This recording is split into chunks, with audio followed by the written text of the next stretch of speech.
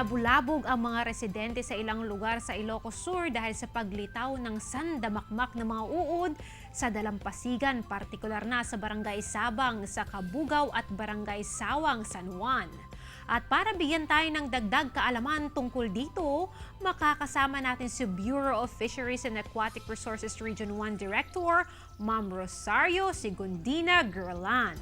Naimbag bigat po, Ma'am Rosario, and welcome po sa Mornings with GMA Regional TV. Magandang umaga rin po, naimbag nga bigat. Nako ma'am, thank you very much po muli sa inyong pagpapaunlak sa amin ha. Kamusta po kayo? Mabuti naman po, so far, maayos po. Nako, maganda po yan. Pero Ma'am Dina, ito na po ha, regarding nga po sa paglipana ng mga uod sa baybayin ng Barangay Sabang, Kabugaw at Barangay Sawang, San Juan. Anong klaseng uod po itong mga ito at ano po ang tawag dito? Itong mga nakita po sa Kabugaw at saka sa San Juan po ay isang uri po ng mga worms po or tinatawag po nating polychaetes or bristle worms. Segmented worms po sila.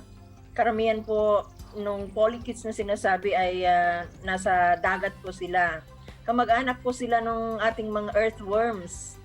At nakikita po sila talaga sa may ating mga karagatan o katubigan. Yes po. And ma'am, nung nakita po ba sa Barangay Sabang ay the same po sa Barangay Sawang? Kitang-kita po kasi sa video na mayroon pong blue and brown po yung mga uod at mayroon din pong kulay pula.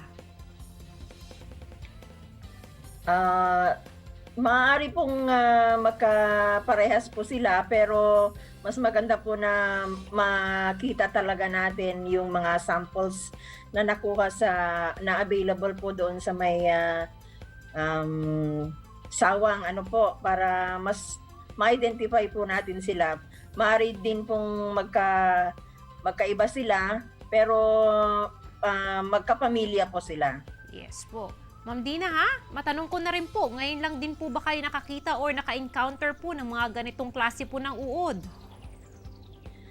Hindi naman po kasi nakakita na rin po tayo sa may Anda and Bolinao dahil hinuhuli po ito or kinukuha po ito ng ating mga fisher folk doon. At nakita rin, nung nag-aaral po tayo, meron na po rin po tayong mga napag-aralan. Pero yung swarming for yung sa gabi, ay ngayon din lang po ako nakakita yung actual po na video ng swarming. Yes po. And ma'am, matanong ko na rin po saan po nanggaling ito at ano po yung rason bakit bigla na lang po silang nagsilabasan? So according po sa studies po ng ating mga kasamahan ay sila po ay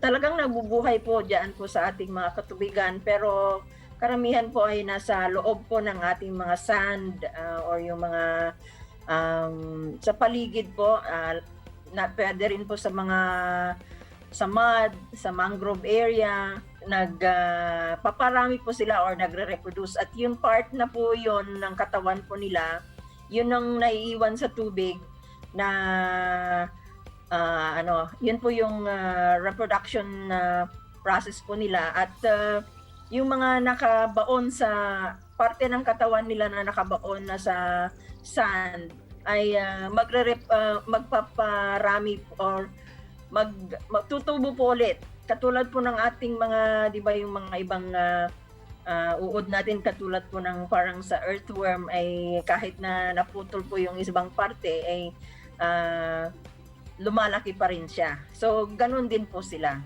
Yes po, ma'am. Ito po sigurado, inaabangan ng lahat Is it dangerous or may toxic substance po ba ang mga uod na ito? Sa palagay ko po, wala po. Dahil sila po ay pagkain po ng mga ibang isda, pagkain po ng mga crustaceans or yung mga crabs.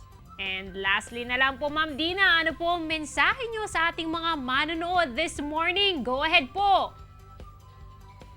Sa ating mga manonood, huwag po kayong mabahala sa mga ganitong lumalabas po ng um, mga aquatic life or aquatic species po dahil wala naman po silang hindi po sila nagbibigay ng masamang epekto sa ating karagatan, kundi sila po ay talagang nabubuhay po sila diyan sa ating mga areas at ginagamit din po silang pagkain ng mga iba't ibang isda.